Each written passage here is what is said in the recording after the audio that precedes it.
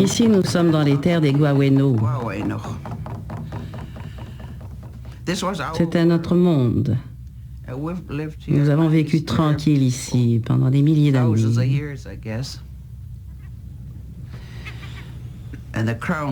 Et les terres de la couronne qui étaient indiennes, qui sont indiennes, ont été données aux puissants barons du bois. Alors je pense que si les choses empirent encore par ici, il faudra peut-être les attaquer encore, ici ou ailleurs, dans une autre île comme Deer Island ou Lyell Island, vous comprenez? On dirait quand même, blague à part, que la seule fois où ils nous ont écoutés, c'est quand on a occupé les îles. On a beau leur dire, leur crier que notre père est né ici, que notre mère est née ici, ils répondent toujours « et après, vous êtes seulement des citoyens de deuxième classe ». Mais quand Macmillan et Bloodell ont vendu l'île, les gros bonnets ont vu qu'on pouvait toucher à leur portefeuille, ce qui est la seule place où ça leur fait vraiment mal. C'est ce qu'on me dit tout le temps. Vous autres, les Indiens, vous pouvez toujours crier, taper du pied, danser, mais si vous essayez de prendre à l'homme blanc quelque chose qu'il a payé, là, vous vous ferez écouter. Et maintenant que je parle de là où je suis né, je voudrais être plus jeune pour pouvoir commencer une révolution, qu'on tire sur quelques-uns de ces politiciens et qu'on ramène les choses comme quand nous étions jeunes. Oh, yeah!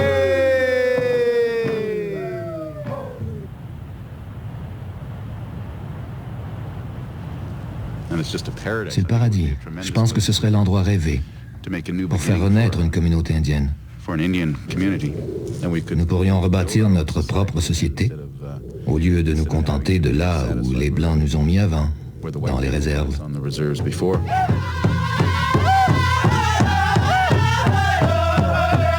La constitution du pays avait finalement été rapatriée.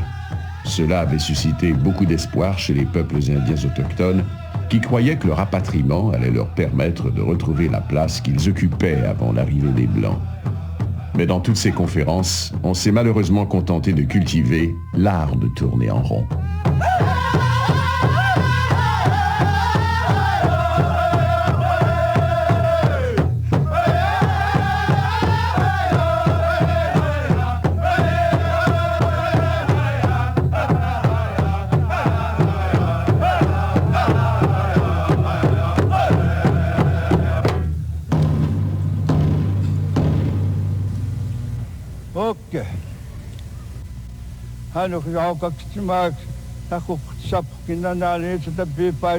De chaque côté du chef Many Bears se tenaient les représentants des 4 groupes autochtones.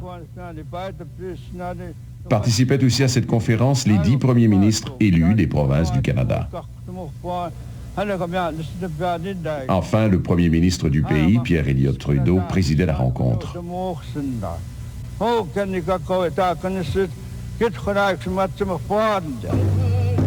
La conférence a commencé dans un esprit de prière et de conciliation par la présentation du calumet de paix en respect du Dieu de chacun, quel qu'il soit. Mais le langage de la conférence allait très vite devenir celui du pouvoir et de ceux qui l'exercent. Quelle que soit la façon dont la Constitution statuera sur les droits territoriaux des peuples autochtones, elle devra tenir pleinement compte des droits des autres Canadiens. Je rejette une fois de plus, au nom du gouvernement canadien, les termes d'assimilation et d'extinction des peuples autochtones. Je les rejette aussi résolument que la notion d'indépendance complète et de souveraineté absolue comme base des rapports des peuples autochtones avec tout gouvernement au sein de notre fédération. Les peuples que nous représentons s'attendent à ce que nous nous dirigions le plus rapidement possible vers un nouveau consensus que tous les Canadiens pourront partager avec fierté et dignité.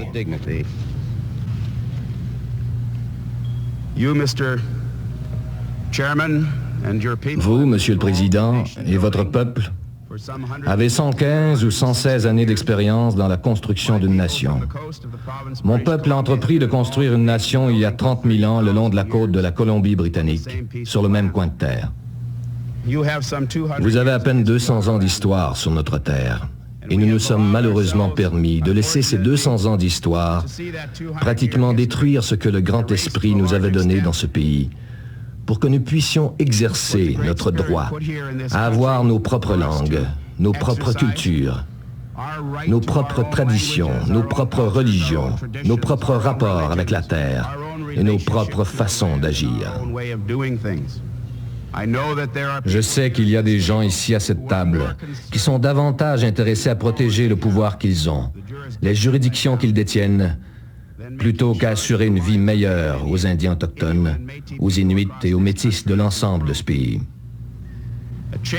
Seul un changement d'attitude chez tous les Canadiens permettrait de résoudre ce problème, et si ce changement d'attitude peut commencer à se manifester ici, à cette table, et s'étendre à l'ensemble du Canada, peut-être alors verrons-nous disparaître les problèmes sur lesquels nous butons toujours quelque part en cours de route. Les Indiens autochtones, les Métis et les Inuits de ce grand pays ont fourni la terre et les ressources qui ont permis à votre peuple de se développer. Tout cela nous appartenait et nous l'avons partagé. En 200 ans, vous avez causé bien des dommages sur nos terres et je me permets de vous faire remarquer, Monsieur le Président, que vous avez encore besoin de nous.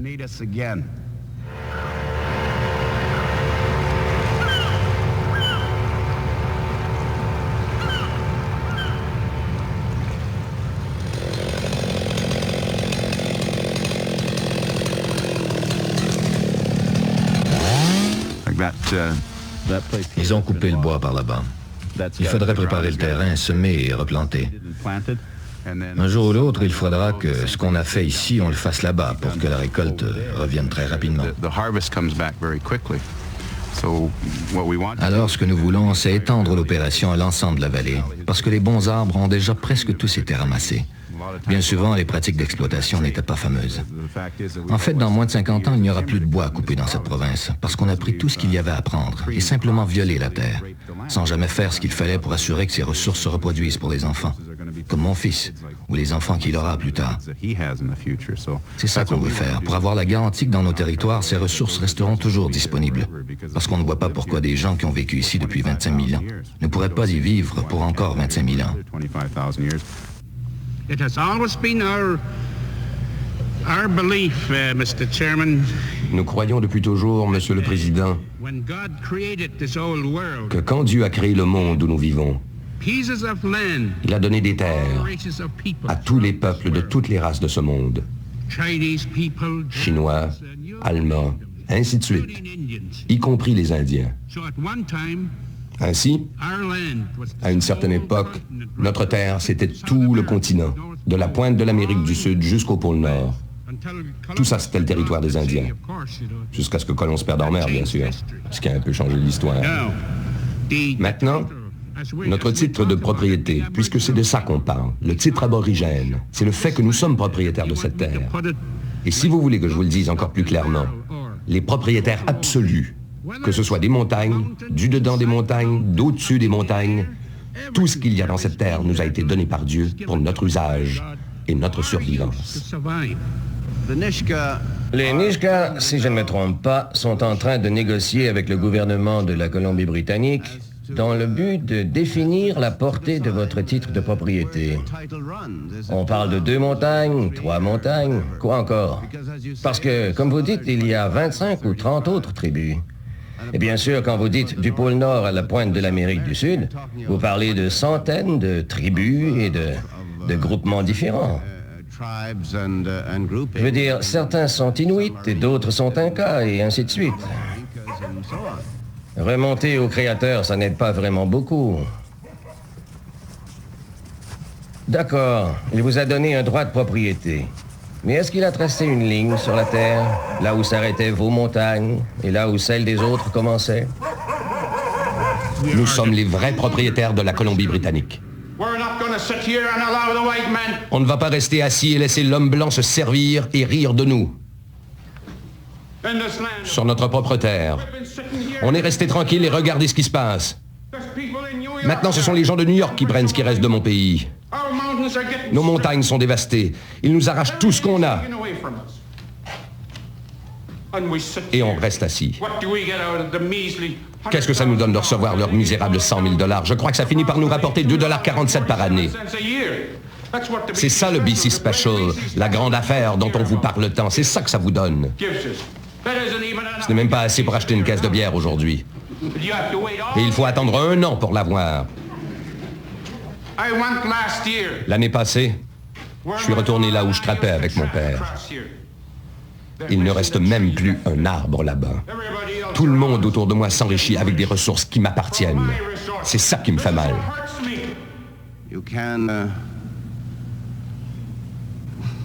Vous pouvez recommencer à réclamer les terres qui vous appartiennent de temps immémorial, mais je ne connais aucun endroit au monde où l'histoire n'est pas constamment réécrite par l'effet des migrations, des luttes entre les pays, des changements de frontières.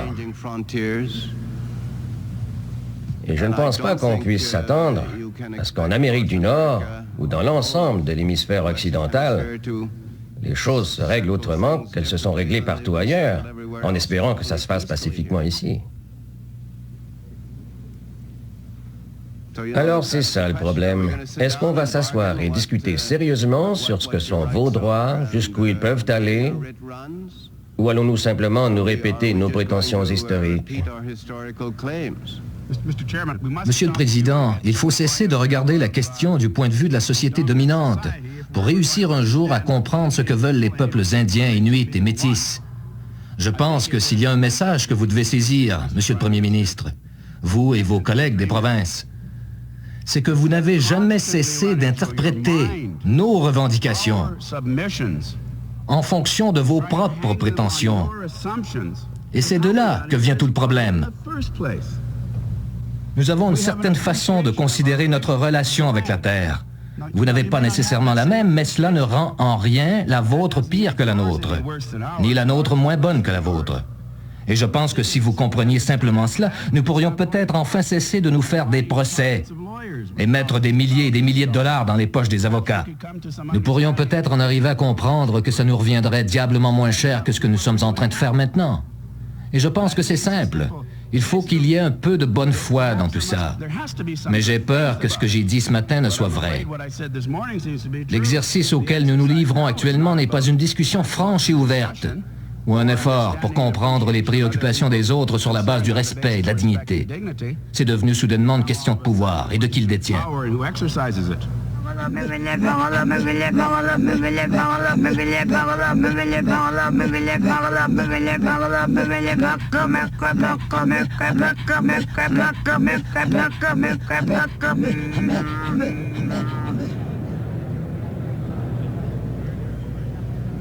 Voilà.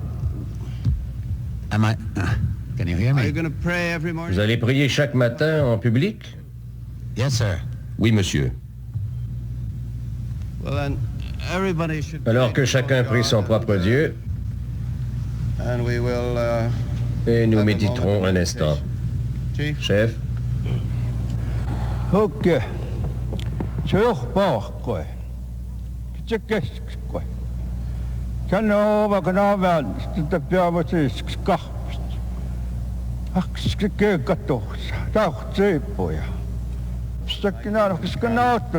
will be done on earth as it is in heaven.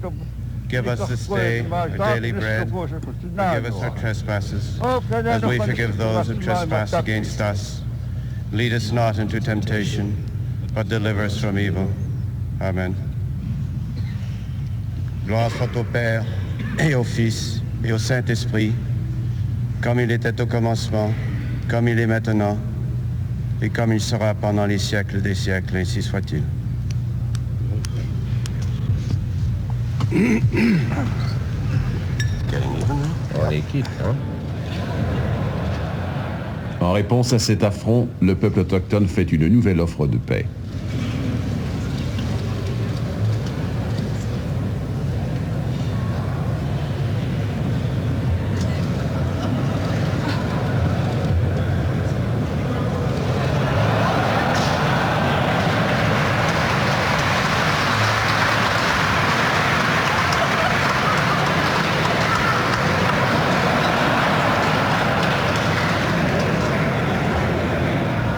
derrière tout ça, ce qui se déroule, c'est un processus politique. This is a political process. C'est un processus politique qui est une question de pouvoir.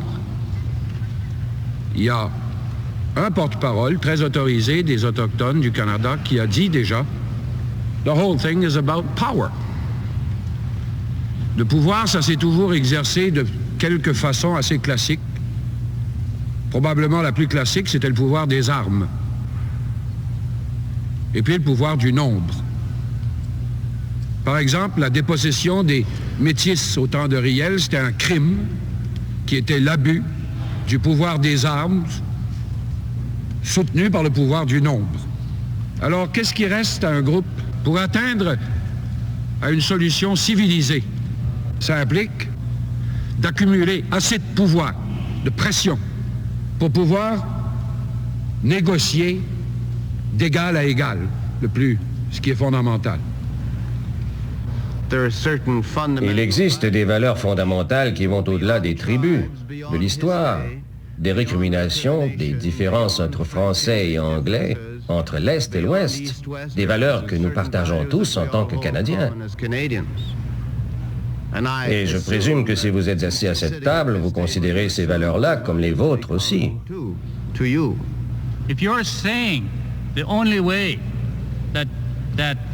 Si vous dites que votre seule façon de concevoir l'égalité implique que les gens ne peuvent pas décider entre eux de qui ils sont, c'est totalement injuste. Ce pays établit ses critères de citoyenneté et tout. Nous n'avons pas envie de définir les qualifications nécessaires pour obtenir la citoyenneté, mais nous voudrions déterminer nous-mêmes qui sont nos gens. Je ne suis pas certain de bien comprendre, Monsieur Erasmus, quand vous dites que vous allez décider de qui appartient à la nation des nés.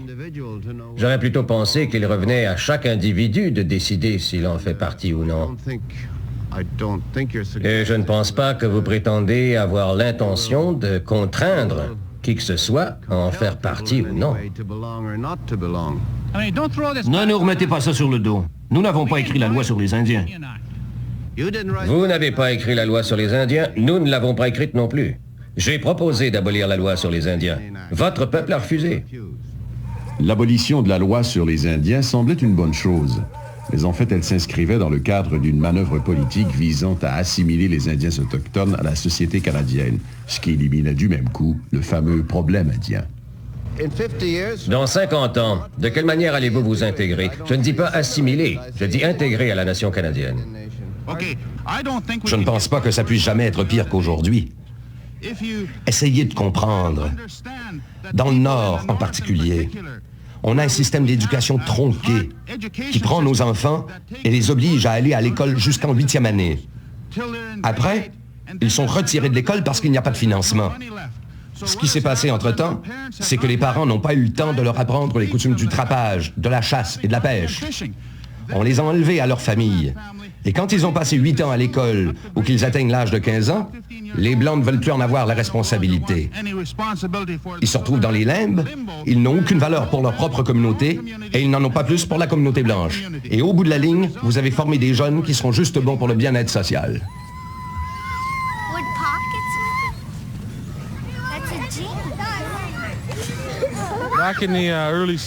Au début des années 60, mes parents faisaient partie des premiers groupes d'Indiens métis à émigrer en ville. J'ai étudié dans cette école et dans une douzaine d'autres. À ce moment-là, ici, à peine 1% des enfants étaient indiens. Maintenant, il y en a 50% et ça va en augmentant.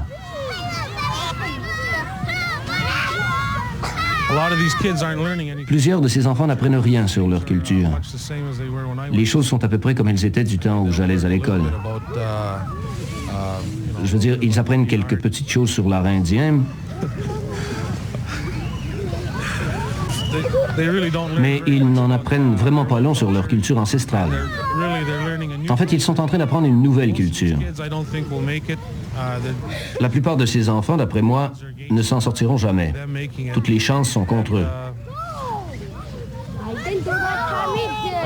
Bon, c'est le temps d'entrer, les amis.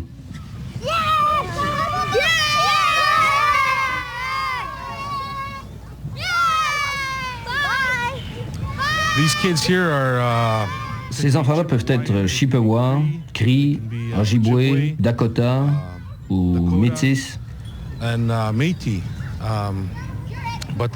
ce sont, je pense, avant tout des enfants. Et je crois que c'est pour eux, au fond, que tous les leaders indiens se battent. Ils se battent pour ces enfants qui sont notre plus grande richesse. Service aux Autochtones. Nous avons parlé au médecin. Elle va être opérée bientôt. On va vous rappeler. On aimerait que vous veniez la voir de toute façon, parce qu'elle a besoin de support affectif. Elle se sent bien seule à l'hôpital. Alors je serais contente si vous pouviez venir la voir.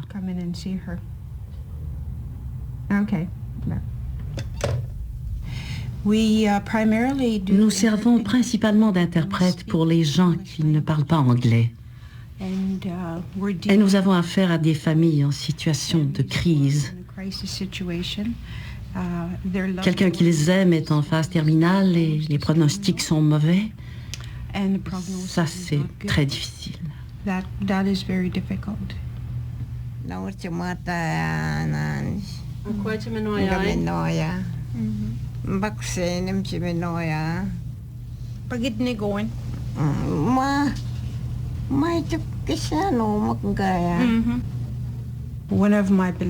J'ai la conviction qu'il faut revenir aux valeurs de notre peuple. Et nous avons donc demandé à des guérisseurs traditionnels de venir à l'hôpital.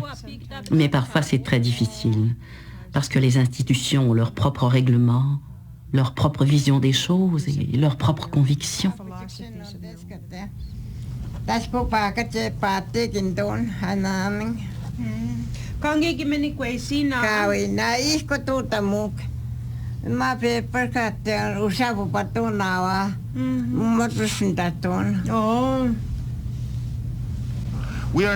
On ne va pas brimer les droits des autres Canadiens. Nous voulons nous associer à ce pays. Le genre de gouvernement autonome que nous recherchons nous laissera simplement contrôler nos propres vies, décider de notre propre avenir, commettre nos propres erreurs, dépenser notre propre argent et travailler pour le gagner. C'est ça que nous voulons. Jim Sinclair a réaffirmé les objectifs des Indiens autochtones, des Inuits et des Métis. En réponse à son désir d'établir une alliance, certains premiers ministres, tel Bill Bennett, ont tout bonnement décidé d'ergoter sur des questions de procédure.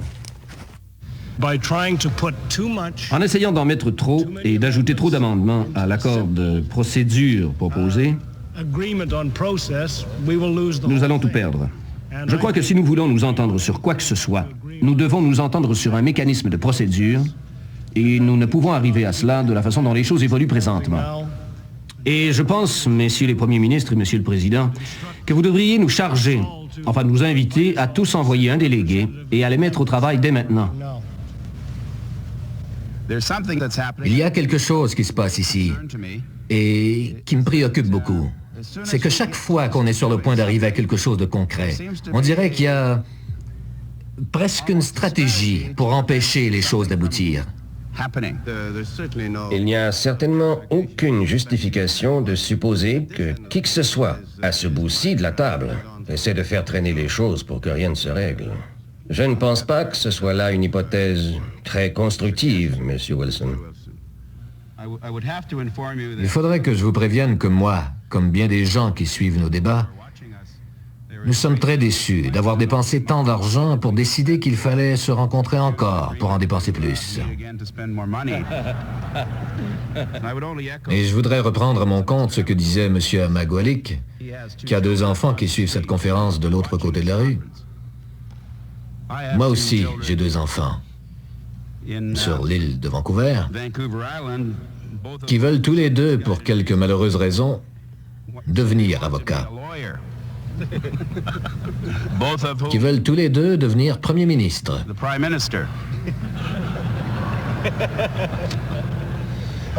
Et qui, tous les 2, Monsieur le Premier ministre, sont des femmes.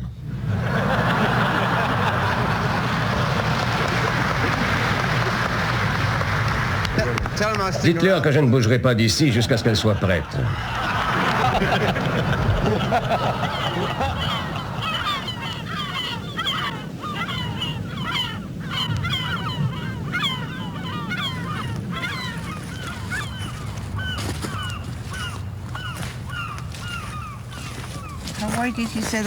On trouve toujours des coquillages ici.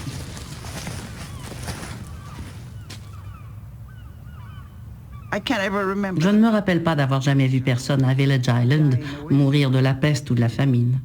Il n'y a jamais eu de famine dans l'ancien temps, parce que notre nourriture était là, dans la mer.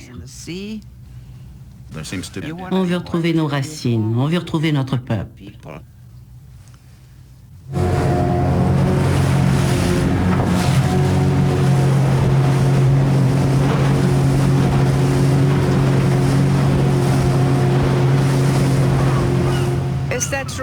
C'est vraiment choquant de voir comment les premiers hommes blancs sont venus ici et ont pris toutes ces îles à nos ancêtres. Ça brise le cœur, parce qu'on a toujours pensé que cette île appartient à nos ancêtres. Et c'est pour ça que c'est si dur pour elle. Et là, elle est profondément bouleversée de voir l'homme blanc prendre toute la place. Monsieur Alida, celui qui se dit propriétaire de cette île a supprimé nos droits. Vous pouvez voir, même si c'est très petit, quel ravage il a déjà fait. On a ici l'un des principaux bancs de palourdes de la région. Il avait dit qu'il n'y toucherait pas et il l'a déjà fait. Il a l'intention de faire ce qu'ils appellent la coupe à blanc, ce qui veut dire qu'il va tout couper et laisser une mince lisière. Mais même s'il laisse une lisière, elle va s'écrouler très rapidement à cause du vent. Il ne restera plus aucun arbre sur l'île. Et ça me brise le cœur de voir ce qu'on y a fait. La destruction. On dirait qu'ils détruisent toujours les plus beaux endroits. Et c'est la seule île que nous essayons de réclamer, pour laquelle nous nous battons.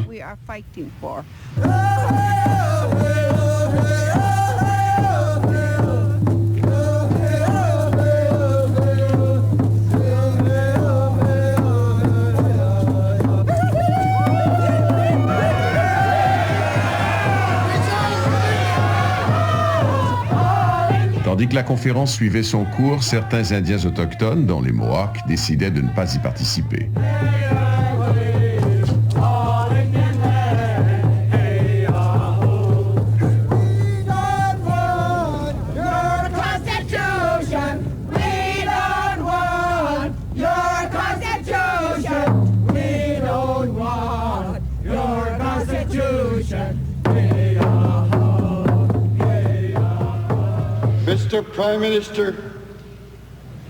Monsieur le Premier ministre, vous venez de voir un autre groupe indien de la côte ouest de l'île de Vancouver. Un peuple qui s'est nourri de baleines et de palourdes, qui a survécu grâce aux arbres des forêts qui l'entouraient. Monsieur le Premier ministre, ces choses sont celles que nous voulons garder. Et c'est celle-là que nous allons négocier avec le gouvernement du Canada. J'espère que le gouvernement du Canada sera honnête avec ses citoyens indiens du Canada. Que cette maison soit une maison respectable, pour que votre peuple et mon peuple marchent main dans la main, parce que votre destin et notre destin sont un seul et même destin. Après plusieurs années au pouvoir, Pierre Elliott Trudeau présidait sa dernière conférence constitutionnelle.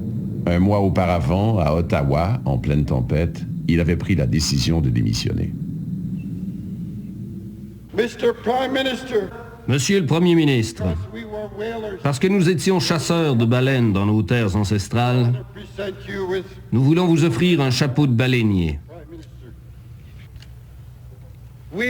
Nous avons, nous aussi, traversé de nombreuses tempêtes.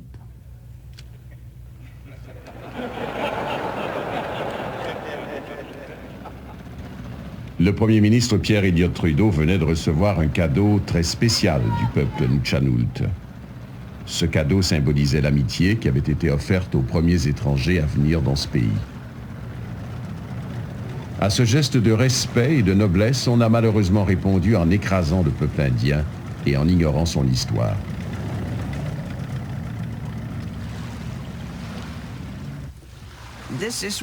C'est là qu'ils ont arrêté les gens de mon peuple, quand ils les ont surpris à faire un potlatch. Dans ce temps-là, les potlatchs étaient défendus et la police ramassait ceux qui en faisaient. Il y en a qui sont partis pour Guilford, Kingcombe, Naquacta, Blunden Harbour. Ils sont allés porter tous leurs ornements dans des grottes et ils les ont cachés là, parce que partout où ils passaient après, dans le nord, on leur confisquait leurs ornements. Tu te rappelles qu'il y avait toutes sortes de totems par ici? Qu'est-ce qui leur est arrivé? Plusieurs ont été volés par des touristes américains. Ils venaient souvent par ici dans leur yacht. C'est ce qui est arrivé aux totems de la côte ouest. Ils ont été volés par des vedettes de cinéma, des grosses légumes. Le gouvernement nous tombait dessus à cause de nos coutumes. Le ministère des Affaires indiennes se disait notre ami, mais en secret, il aidait le gouvernement à se débarrasser du peuple indien. Au fond, on voit bien que derrière tout ça, il y a un génocide. Ils veulent se débarrasser de nous, c'est tout. Les problèmes des Métis sont semblables à ceux des Indiens autochtones qui se trouvent privés de leurs terres, de leurs traditions et de leur culture. On essaie de dire que les Métis n'ont jamais vraiment été opprimés, qu'ils n'ont jamais vraiment perdu une guerre. Je pense qu'il faut regarder les choses en face et comprendre que nous avons été historiquement opprimés. Et depuis la défaite, nous avons attendu cette occasion pendant 100 ans. Et ce que je veux que vous compreniez bien aujourd'hui, c'est que cette chance-là, nous ne voulons pas la manquer. Quand vous dites que vous voulez être sous juridiction fédérale, je pense que vous voulez obtenir des terres. Où allez-vous les prendre? J'imagine que vous irez probablement voir le gouvernement fédéral si vous passez sous juridiction fédérale. Alors le gouvernement fédéral devrait retourner aux provinces pour qu'elles nous fournissent des terres. Qu'est-ce qui va se passer si les provinces refusent de nous fournir des terres? Et comment aurez-vous jamais un statut égal à celui des Indiens des réserves si vous n'avez pas de terres? À ce moment-là, vous allez nous demander quoi? De commencer à payer des centaines de millions de dollars aux provinces si elles consentent à vendre des terres de la couronne provinciale? Ce dont nous parlons, c'est de l'égalité des peuples. Et pour employer votre expression, nous parlons d'une société juste. Elle ne peut être juste pour une partie des peuples autochtones et pas pour les autres. Elle doit l'être pour tous les peuples autochtones. Autrement, c'est de l'hypocrisie. Cette conférence allait être celle où rien n'arriverait, rien ne serait achevé, Trudeau lui-même le sentait. La proposition sur le gouvernement autonome n'allait nulle part. La proposition sur les terres des Métis n'avançait pas. Même le timide amendement sur l'égalité des sexes adopté à la première conférence ne contentait personne. Le premier ministre Hatfield était prêt à faire une déclaration sinon profonde, du moins très claire sur l'évolution de la conférence. Les femmes autochtones n'ont pas de véritable égalité. Si nous ne pouvons apaiser les craintes qu'elles ont légitimement soulevées, je pense que nous devons nous demander si nous sommes réellement sincères sur quoi que ce soit. Quand nous avons commencé cette démarche de négociation sur les droits des Autochtones, je ne peux pas croire que personne n'a prévu que nous prendrions la direction que nous avons prise, que personne ne savait que les peuples autochtones réclameraient un gouvernement autonome. Si vous avez bien écouté, ils ont été très précis quant à leurs intentions et ils étaient prêts à faire des compromis. Leur conduite a été admirable. Je ne suis pas très fier de la façon dont les premiers ministres y ont répondu.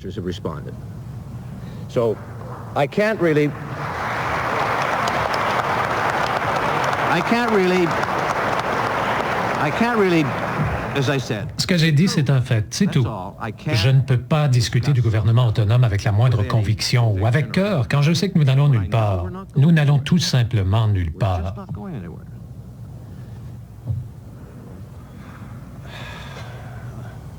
C'est quoi l'idée? Que voulez-vous que je fasse? Lever l'Assemblée? Non, mais vous avez soulevé l'attente et l'espoir que la clause sur l'égalité serait clarifiée, pour employer votre expression, si elle avait besoin de l'être. Ensuite, parce que vous n'avez pas obtenu l'appui de 7 hommes, vous avez tout laissé tomber. C'est trop facile. Ce n'est pas ce que j'avais en tête. Comment 7 hommes? 7 chefs de gouvernement élus. C'est le nombre exigé par la Constitution que nous avons accepté, vous et moi. Je pense que vous apportez de l'eau au moulin de ceux qui disaient « Pour l'amour du ciel, épargnons-nous un nouvel amendement à la Constitution ». Il y en a eu un l'an dernier. Et vous nous dites maintenant que vous avez changé d'idée ce soir-là ou le lendemain? Pas nous. Nous avons beaucoup travaillé là-dessus et nous croyons que c'est correct. Et nous n'avons pas changé d'idée du jour au lendemain. Si on doit changer d'avis demain matin, je vous dirais d'oublier tout de suite l'idée qu'on puisse arriver à un accord constitutionnel quelconque d'ici la fin de la journée. Et pourtant, nous parlons d'un droit fondamental.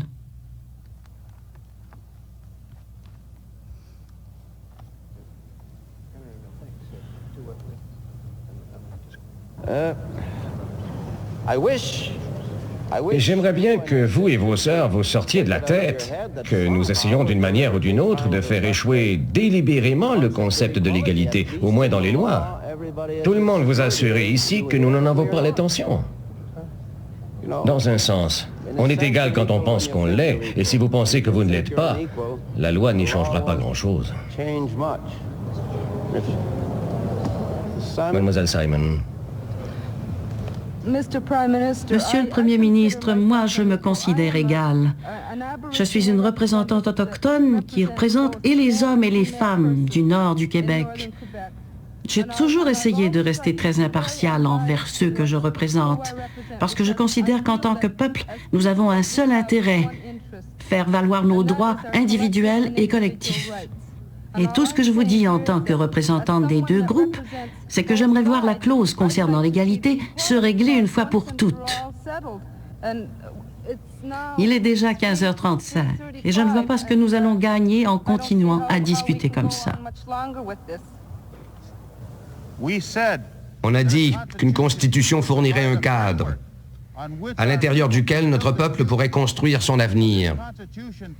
Présentement, la Constitution ne devient pas un cadre, mais une barrière qui vous assure que les peuples autochtones de ce pays continueront à en être exclus et resteront éternellement décolonisés. Mais là-dessus, je ne reculerai pas, je ne vous laisserai pas faire. Si je ne reviens pas à ces conférences, je descendrai dans la rue, aider les gens à s'organiser et à faire des pressions sur les gouvernements là où il le faut. Et dans ces conférences, les prochains leaders seront beaucoup plus radicaux que moi.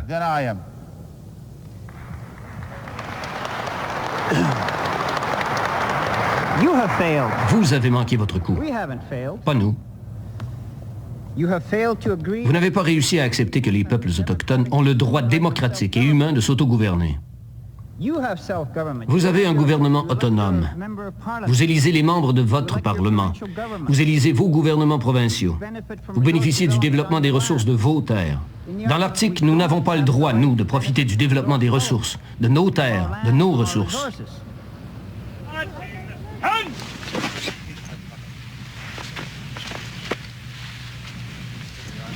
Avant la découverte des ressources naturelles de l'Arctique, le seul intérêt que le Canada trouvait à ce vaste territoire était de s'assurer que les Inuits servaient comme garde-frontière pour protéger sa souveraineté.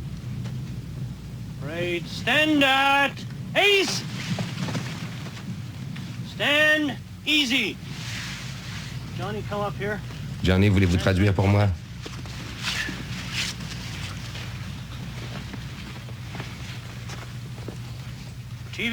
Divy, pouvez-vous venir ici?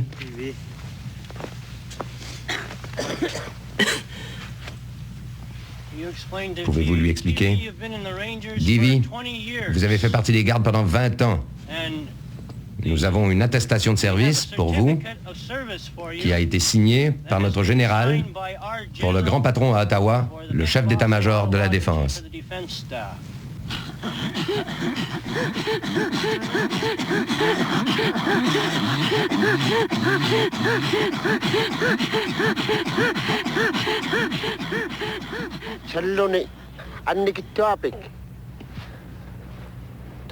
Notre village n'est pas au bord de la mer.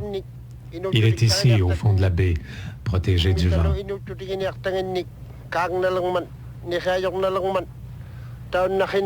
Notre village, c'est Sugluk. Là-bas, c'est la mer. C'est là que nous allons chasser pour notre nourriture.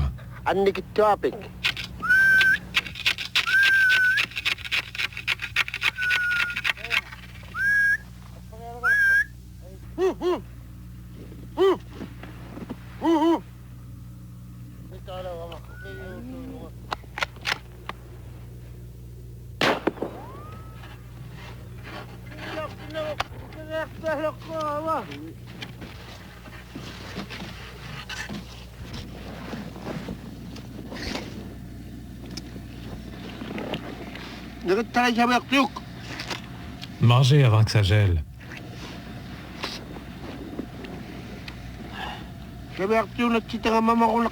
Venez manger.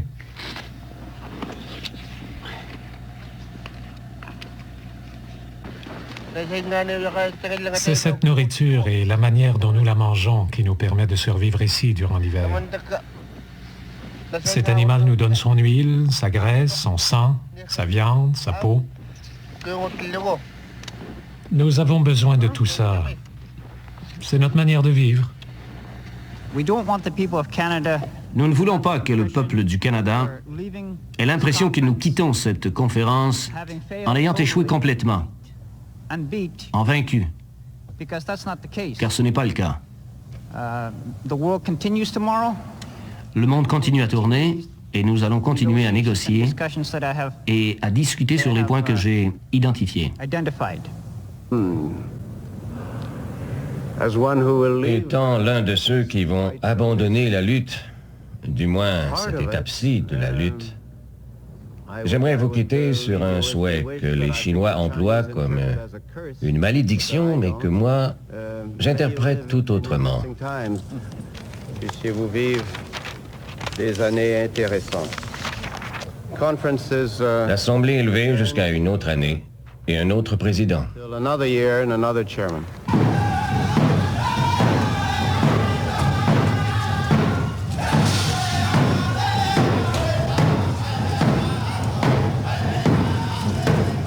Je connais bien la situation des Autochtones et les difficultés auxquelles ils font face, autant dans Manicouagan que partout ailleurs au pays. Je suis fier du fait d'être en mesure de vous dire que c'est un chef montagnais, Gaston Mackenzie, qui a appuyé ma candidature à l'investiture du Parti progressiste conservateur dans le comté de Manicouagan. J'ai moi-même été négociateur syndical, alors je sais comment on se sent quand on a en face de soi, de l'autre côté de la table, des intérêts passablement puissants. Mais la situation est différente aujourd'hui. Nous sommes ensemble pour essayer d'affronter des problèmes qui nous concernent tous. Brian Mulroney, le grand négociateur. Il avait le ferme désir d'en venir à une entente, mais les actes posés par les premiers ministres provinciaux allaient dans un tout autre sens. En Alberta, nous n'acceptons certainement pas qu'il puisse y avoir dans notre Constitution plus de 2 niveaux de gouvernement souverain, le fédéral et le provincial. Les clarifications et les négociations devront être poursuivies encore un bon moment avant que nous soyons en mesure de décider s'il convient ou non de modifier la Constitution. J'irai dans le sens de ceux qui considèrent que nous devrions procéder avec prudence. Si nous ne pouvons pleinement définir, Monsieur le Premier ministre, ce qu'est le gouvernement autonome autochtone, peut-être devrions-nous essayer de nous entendre sur ce qu'il n'est pas. En premier lieu, le gouvernement autonome indien, ça ne veut pas dire chasser de Colombie-Britannique tous les peuples non indiens. Le gouvernement autonome indien, ce n'est pas non plus laisser la province tirer 50% de son revenu des ressources qui sont dans le sous-sol de nos réserves. Et le gouvernement autonome indien, pour nous, ce n'est pas non plus laisser les multinationales empiéter sur nos réserves et détruire les ressources grâce auxquelles nous vivons.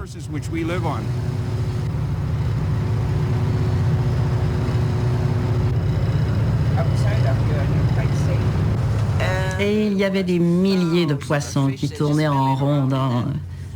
Près des gros rochers, là-bas.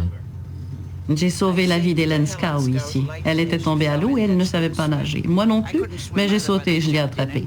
Quelqu'un nous a vus et nous a tirés de là toutes les deux. On allait tout le temps se baigner là-bas. C'est un bel étang, non? Oui. Et dans le temps, nous jetions des pierres dans l'eau avant de nous baigner pour faire peur aux poissons. Il y en avait tellement.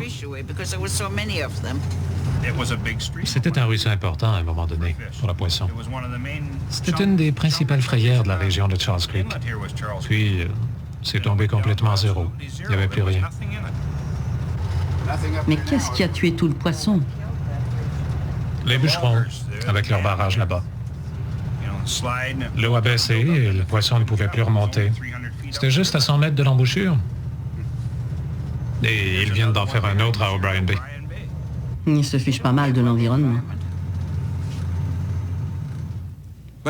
Mais le gouvernement autonome indien, ça signifie recevoir une juste part de ses ressources pour que nous puissions avoir un gouvernement qui soit indépendant au lieu de la situation que nous vivons présentement. S'il est prouvé en Colombie-Britannique, comme les diverses bandes autochtones cherchent à le prouver, que les autochtones détiennent un titre légal de propriété territoriale, les conséquences de cela sur le trésor du Canada seront très importantes et catastrophiques. Monsieur le Premier ministre, j'ai du mal à accepter ce que dit la province de Colombie-Britannique, que vous devriez dépenser de l'argent pour leur acheter des terres qu'ils nous ont volées pour que vous puissiez nous les rendre ensuite. Il y a quelque chose qui cloche, qui ne va pas, il me semble, quand on doit revendre à quelqu'un quelque chose qui lui a toujours appartenu. Et je pense qu'on doit abandonner ce genre de discussion à cette table si on veut en arriver à une véritable entente sur la manière dont les Autochtones vont vivre dans ce pays. Parce que vous savez, et je sais, que les payeurs de taxes ne seront pas ruinés si les réclamations territoriales en Colombie-Britannique se règlent en faveur des Autochtones. Tout ce que nous demandons, c'est notre juste part dans ce pays. Et ce sont des gens, comme M. Bennett, qui vont être obligés de céder une partie de ces terres parce qu'elles nous appartiennent de plein droit. Il faut cesser de brandir des épouvantails pour nous empêcher d'établir un gouvernement autonome dans ce pays. Les leaders autochtones s'inquiétaient à cause d'une proposition élaborée au cours de la soirée visant à faire retirer de la Constitution l'obligation de négocier le gouvernement autonome. La modification à la proposition fédérale que nous avons recommandée était de retirer de l'amendement constitutionnel l'engagement à participer aux négociations et de l'inclure dans l'accord politique qui lui est annexé. Cette proposition impliquait que le droit au gouvernement autonome ne serait pas garanti par la Constitution du Canada et, de ce fait, ne pourrait être imposé dans les provinces ou les territoires. Monsieur le Premier ministre, la Saskatchewan a collaboré à l'élaboration de l'accord et nous allons manifestement l'appuyer. Cette proposition semblait rallier la majorité obligatoire de 7 provinces. Nous amendons la Constitution. Nous savons que c'est la loi suprême du Canada. Nous savons à quel point c'est important. Et tant et aussi longtemps que nous aurons la possibilité d'inclure un droit dans la Constitution plutôt qu'un principe, nous allons lutter pour ce droit.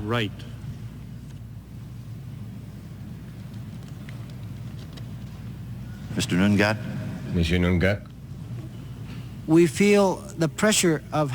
sentons les pressions exercées sur nous pour nous faire dire oui, et nous aimerions pouvoir dire oui, mais à ce moment-ci, on croit qu'avec toutes ces pressions, justement, et sans pouvoir faire ratifier l'accord sur lequel on pourrait s'entendre ici par le peuple que nous représentons dans les 3 juridictions où vivent les Inuits du Canada,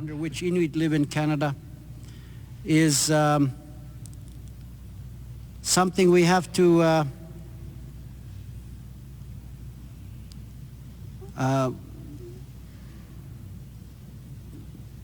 c'est quelque chose de... C'est très pénible pour moi de vous dire cela, Monsieur le Premier ministre. Et je ne veux pas buter sur les mots. Mais certains de nos gens seront pénalisés. Nous le croyons, ou plutôt, nous le savons, si nous disons oui. Je pense qu'il serait préjudiciable à l'ensemble de notre démarche si nous ne réussissions pas, à cause d'un simple malentendu, à tenter de régler une question de très haute importance pour le bien des peuples autochtones. Ce que le Premier ministre Brian Mulroney qualifie de malentendu se ramène en fait à la différence radicale d'attitude qui existe à la table constitutionnelle.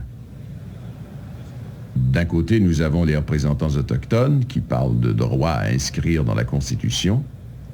De l'autre, nous avons les premiers ministres fédéraux et provinciaux qui essaient de passer à un marché sans garantie ni substance. Nous avons déjà une certaine substance sur la table.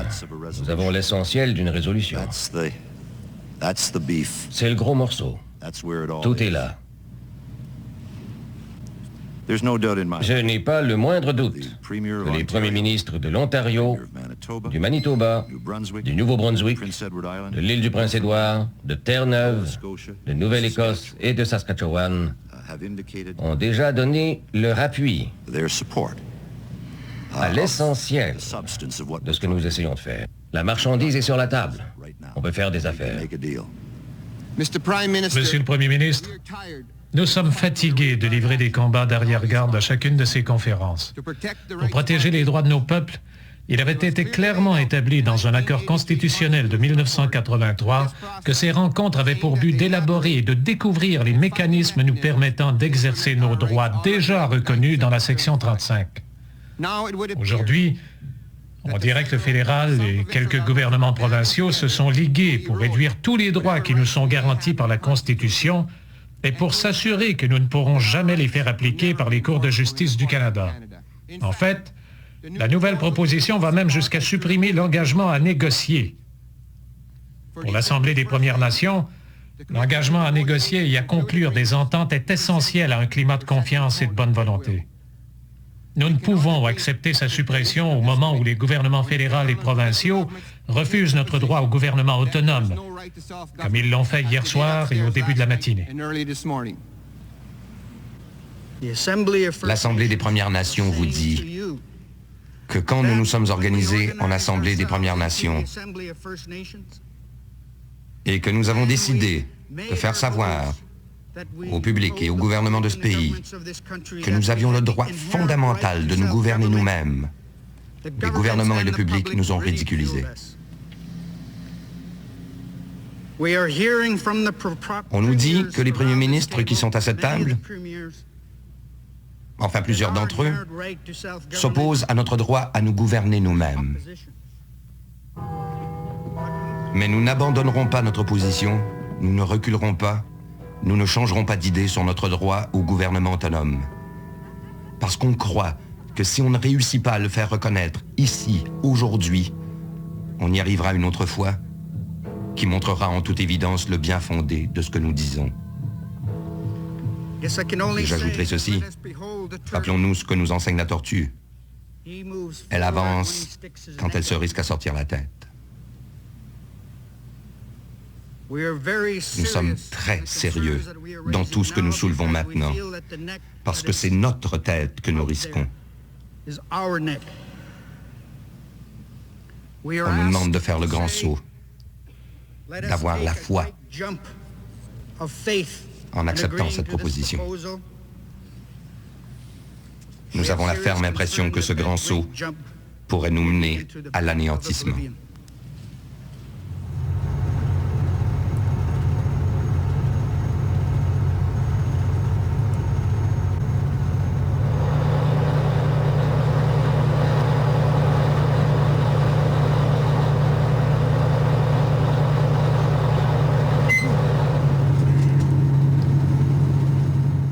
Je suis revenue ici après avoir été partie pendant 43 ans. J'étais tellement bouleversée quand je suis venue ici, parce que je n'y étais pas retournée depuis que mon oncle s'était noyé.